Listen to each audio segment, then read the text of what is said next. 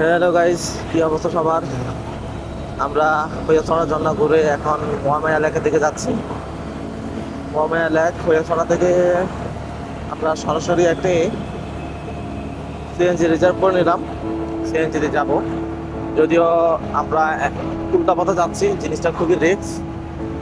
তো চলুন আমরা মহামায়া লেক পর্যন্ত যাই আর আপনাদেরকে পুরো ভিডিও দেখাই, সাথেই থাকুন।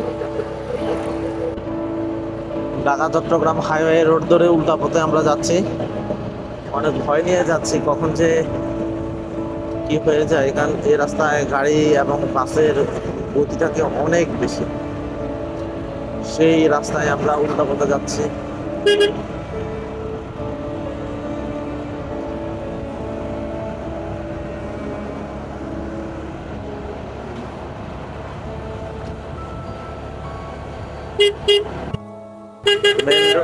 মেন রোড থেকে আমরা সাইডে ঢুকে গেলাম।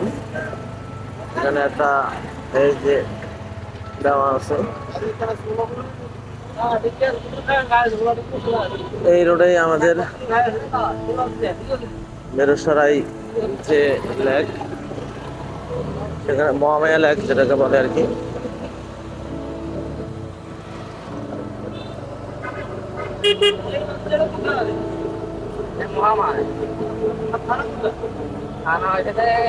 রাস্তাটা খুবই সুন্দর। মেন রোড থেকে আমরা যে ভিতরের রাস্তাটা ঢুকলাম, খুবই সুন্দর।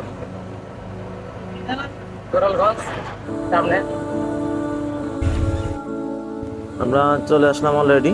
এই যে সামনে মহামায়া লেকের গেট দেখা যাচ্ছে। এখানে প্রচুর মানুষ, ঈদের পরের দিন যেহেতু অনেক মোটরসাইকেল বাইকে করে আসলো, হিউজ পরিমাণ।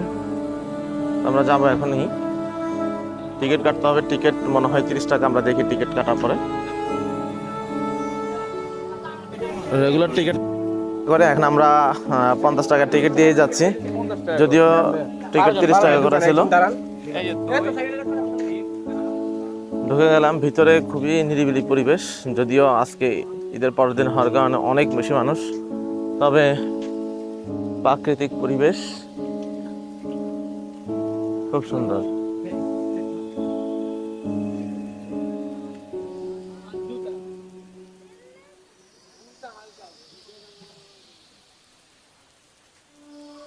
যেহেতু ইকো পার্ক, এখানে আসলে হাঁটাই লাগবে অনেক। আমরা দেখি কতটুকু যাওয়া যায়।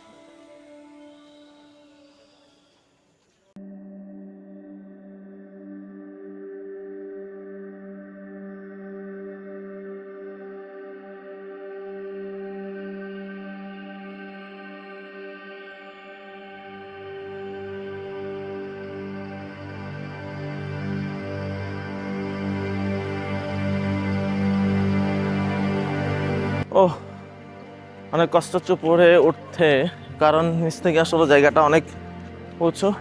আমরা মোটামুটি লেকের কাছাকাছি চলে আসলাম। এই যে লেক দেখা যাচ্ছে সামনে। ও, যেহেতু আমি অল্পতেই ক্লান্ত হয়ে যাচ্ছি। লেকে যদি ওরকম পানি দেখা যাচ্ছে না, পানি আরেকটু থাকলে খুব ভালো হতো। যতটুকু আশা করলাম আমরা, অতটুকু পানি নাই। অনেক বোট, অনেক মানুষ, বাট এখানে পানিটা কম। আমরা লেকের পাড়ে এসে বসে আসছি। প্রচণ্ড গরম, একটু বাতাস নাই। আর লেকে যেহেতু পানি কম, চিন্তা করতেছে নামবো কি নামবো না। আর এখানে যে বোটগুলো আছে, এদের প্রাইস খুবই বেশি। ঈদ উপলক্ষে নাকি কী কারণে বুঝতেছি না, মোটামুটি অনেক টাকাই। যেগুলো 4 জনের, সেগুলা যদি ঘন্টায় হিসেবে নেই আমরা, তাহলে 400 টাকা। আর যেগুলো বড় বোট আছে, এগুলো হলো 1500 টাকা। এটা একটু বেশি হয়ে যায়, যদিও জায়গাটা খুবই ছোট।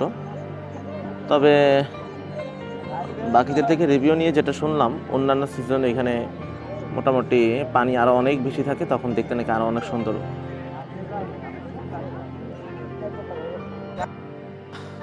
এখন কায়াকিং করব।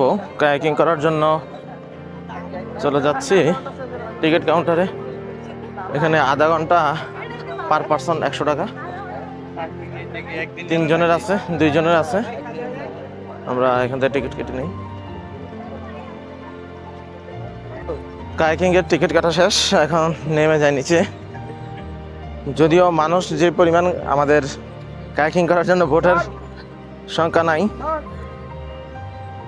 বোট আছে তো বইটা নাই, বইটা আছে বোট নাই, এমন একটা দুরবস্থা। অনেক মার্কেটিং করে একটা টিকিট ম্যানেজ করলাম, এখন যাচ্ছি।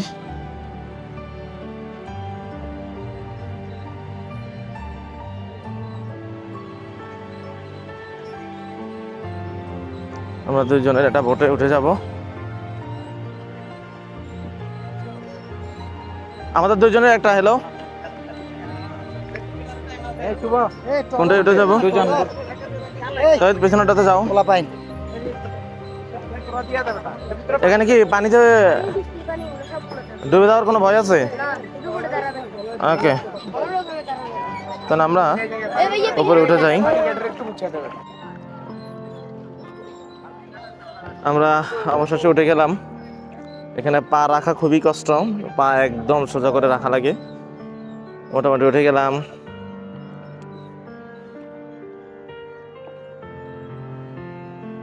না, উপরে থেকে যেমন গরম লাগতেছিল, এখন বোটে আসার পরে আমার খুবই ভালো লাগতেছে। সেই আসলে বোটে না উঠলে মিস করতাম। কায়াকিং করে খুব ভালো লাগতেছে। আপনারা আসলে অবশ্যই এটা ট্রাই করতে পারেন।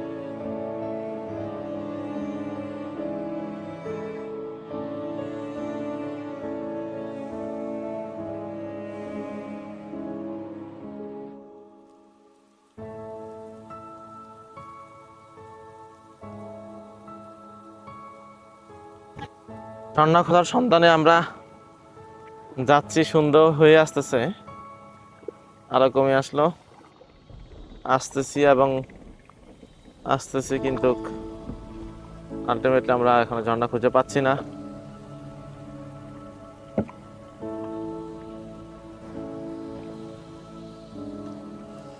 আমরা সবাই একসাথে কায়াকিং করতে চলে আসলাম, একদম সবাই।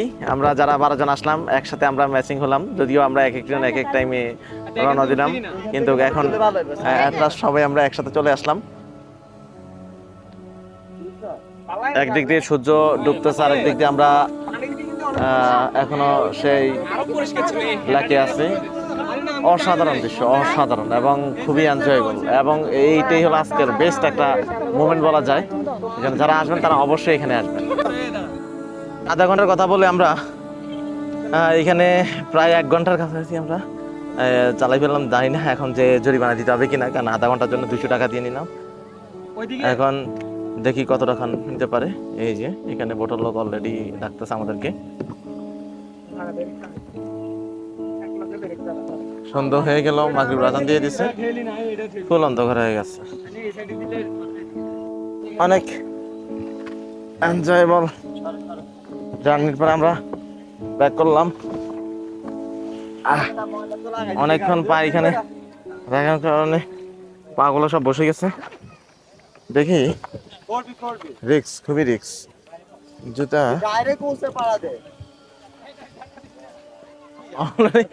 কষ্ট করে নামলাম।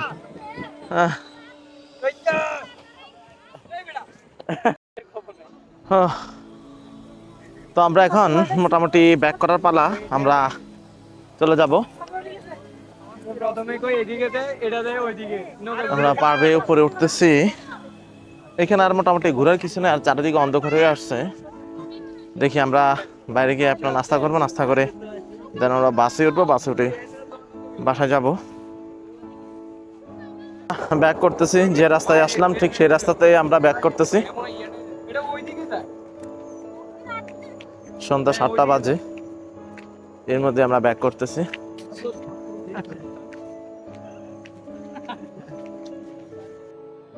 তো আমরা লেকের একটি ক্যান্টিনে চলে আসলাম। ক্যান্টিনে তো এরকম মানুষ নাই, আমরা একটু ওয়াশরুমে যাব।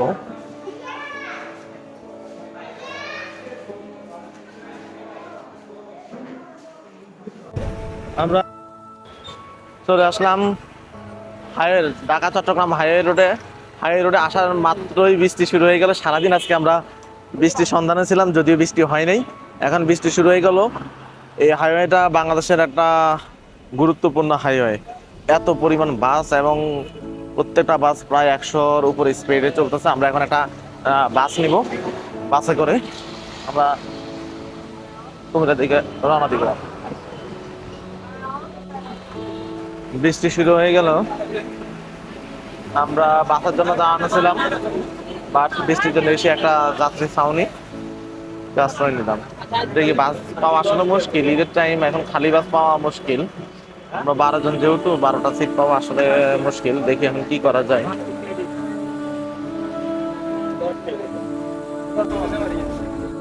অনেকক্ষণ ধরে আমরা ওয়েট করতেছি বৃষ্টি কমার জন্য, কিন্তু বৃষ্টি কমার কোনো চিহ্ন দেখতেছি না। সেই সুযোগে একটি রং চা খেয়ে নিচ্ছি। এটা বিপদেই আছি, কারণ এতটুকু রাস্তা কিভাবে পাড়ি দিব, কোনো বাস পাওয়া যাচ্ছে না, সাথে বৃষ্টি। দেখা যাক কি হয়। মোটামুটি টেনশনে আছে। ওই দিক দিয়ে বাসা থেকে আব্বা কলের মধ্যে কল দিচ্ছে, তারা অলরেডি টেনশনের মধ্যে আছে। দেখি কি করা যায়। প্রায় 1 ঘন্টা দাঁড়িয়ে থেকেও আমরা কোনো বাসের দেখা পাচ্ছি না। যত বাস আছে সব একদম ডিরেক্ট, এবং এখানে কোনো ধরনের সিট নাই। লোকালিও যাওয়ার ট্রাই করতেছি, কোনোভাবেই সম্ভব হচ্ছে না।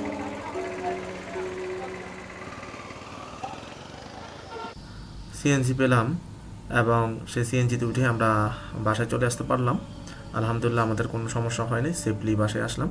তো আজকের ভিডিও এই পর্যন্তই। সবাইকে ধন্যবাদ। আবার দেখা হবে নতুন কোনো ভিডিওতে। সেই পর্যন্ত সবাই ভালো থাকুন।